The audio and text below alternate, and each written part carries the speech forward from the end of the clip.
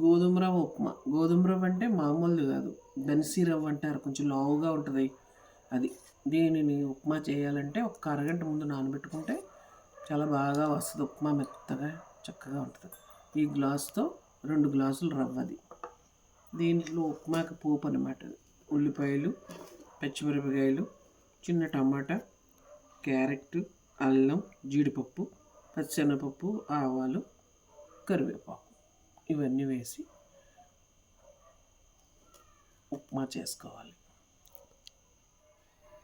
పేడం పెట్టుకుని అందులో నూనె వేసుకోవాలి.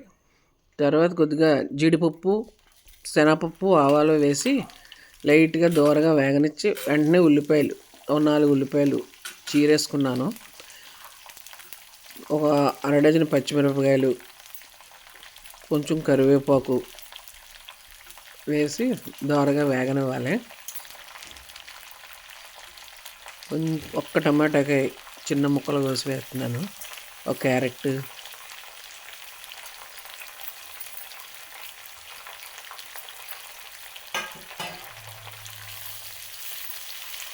బాగా తిప్పాలి.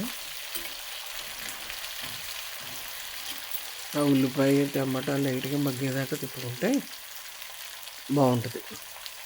దానికి సరిపడా ఉప్పు కూడా వేసేస్తున్నాను. ఉప్పు వేస్తే ఉల్లిపాయ బేగా మగ్గుద్దని.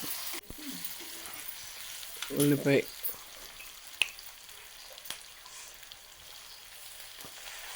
వాటర్ కూడా పోసేస్తున్నాను. 1కి 2 వాటర్.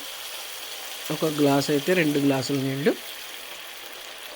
1.5 కప్పు వేస్తున్నాను నేను.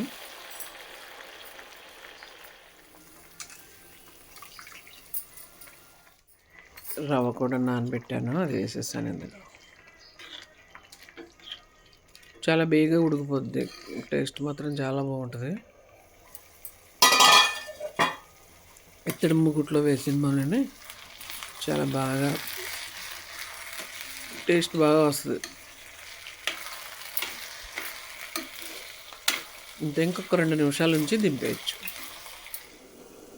అయిపోయింది, దించేటివి. Like, share, subscribe to the channel.